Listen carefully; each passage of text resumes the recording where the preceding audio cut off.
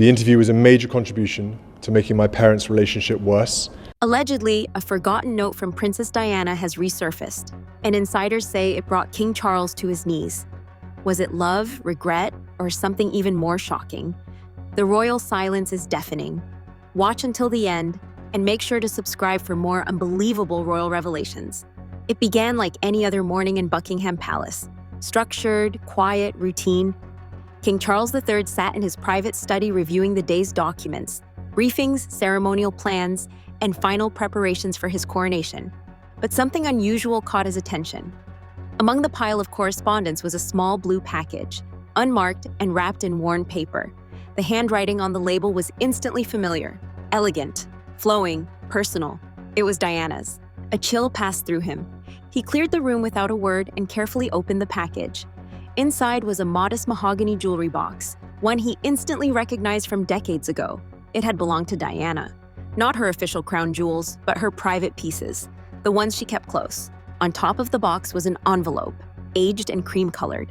It read, "For Charles, open only when you truly understand what love means." Opening the box revealed a delicate collection of familiar jewelry, quiet reminders of Diana's personal life. But what Charles didn't expect was the hidden compartment beneath the velvet lining. Inside was a handwritten letter, rushed and worn, dated just before Diana's final public appearance. In it, she revealed something he had never imagined. She spoke of a pregnancy, one lost in 1985, and it wasn't from the rumors that had surrounded them at the time. She wrote, "The baby was yours, our third child, a daughter." Diana explained that she had kept the truth hidden because their relationship was already strained. She feared that telling him would only deepen the divide. She named the child Elizabeth Rose, after Charles's mother and her own middle name. She described a quiet burial, a small stone that read, "Beloved daughter." It was a memory Charles didn't share because he had never known. Alongside the letter was a velvet pouch. Inside, a simple white gold locket. Charles opened it carefully. On one side was a photograph of him and Diana during their engagement. Young, hopeful, full of promise. On the other side, an ultrasound image. Faded but unmistakable. A profile of the child they had lost. No words were needed. That locket held an entire lifetime that never came to be. A love they never had the chance to give. A future cut short without explanation. Charles held it close, shaken not just by grief, but by the magnitude of what he had missed. The next item was an envelope labeled simply, "Read this last." Inside was a diary entry. Dated weeks before her final trip, it was more personal than anything he had ever read. Diana reflected on their earliest days, before public pressure changed everything. She spoke of their walk by the lake at Balmoral, the night he had confessed his fear of becoming king. She remembered her promise to help him stay grounded, to never let duty consume the man beneath the title. Then she admitted she had broken that promise. She had let her pain become louder than her love. She wrote, "I failed to protect us from the world, but I never stopped loving you." It wasn't an apology, it was a confession. One that reframed their entire history, not as two enemies battling through scandal, but as two people who loved deeply and lost their way. Diana hadn't just been writing to heal old wounds. She had made a decision. She had intended to return to England for good. Her public relationship at the time, a distraction, a performance, something to protect her real intentions. She wanted to meet with Charles in private, to speak honestly, to try again, not as a couple bound by royal obligation, but as two people who had once believed in each other. She had even drafted a letter to the Queen, asking for quiet permission to explore reconciliation.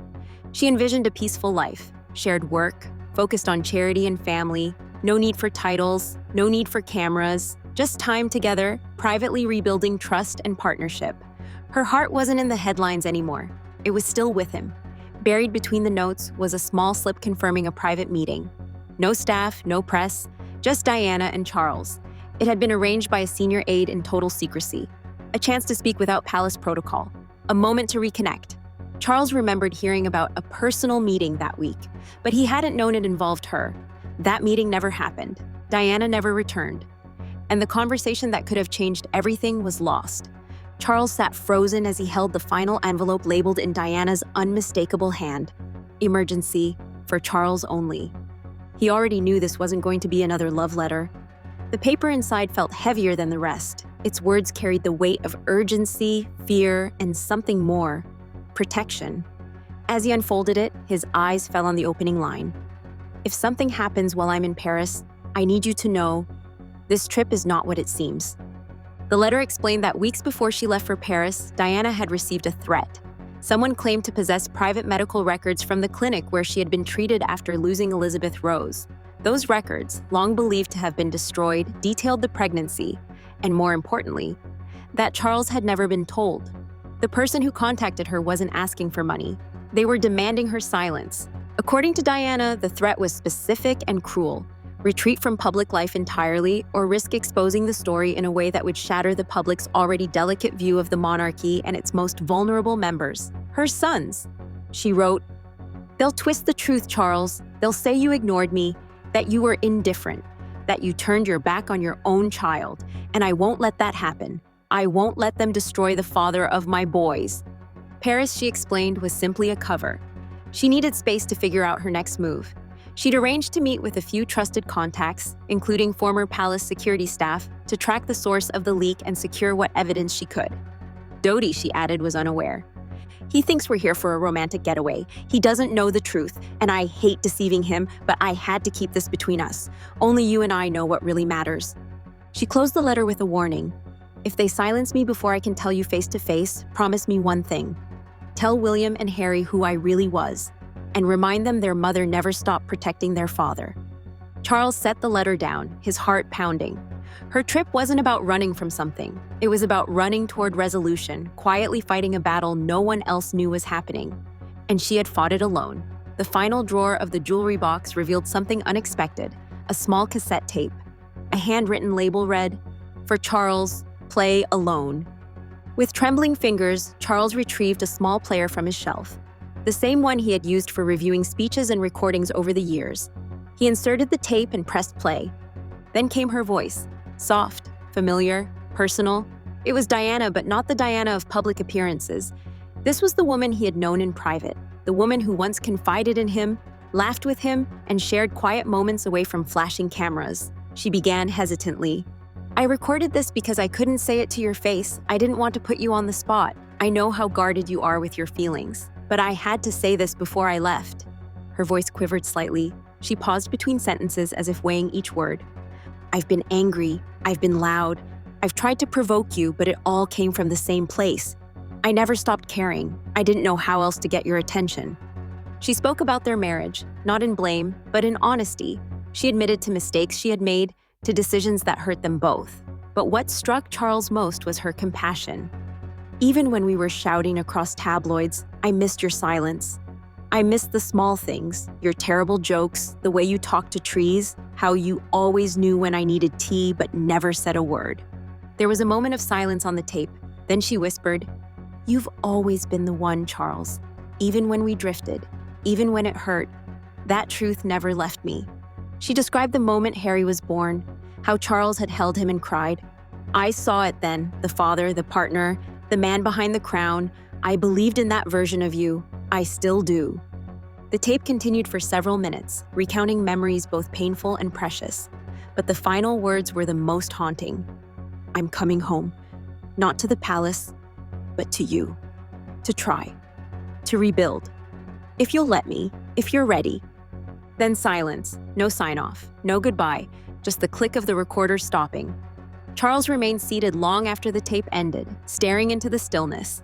He hadn't just heard her voice, he had felt her presence. It wasn't a message left behind. It was a message meant to arrive in time. Just when Charles thought the revelations were complete, he found one last envelope, this one slightly more worn than the others. To his shock, it wasn't addressed by Diana. It was his own handwriting. He opened it cautiously. Inside was a letter he had written many years earlier. And forgotten. It had never been sent. The words were raw, vulnerable, filled with emotion he had once buried beneath layers of protocol and obligation.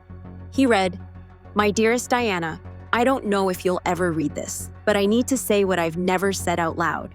I was afraid of you, not in the way people fear danger, but in the way people fear being truly seen."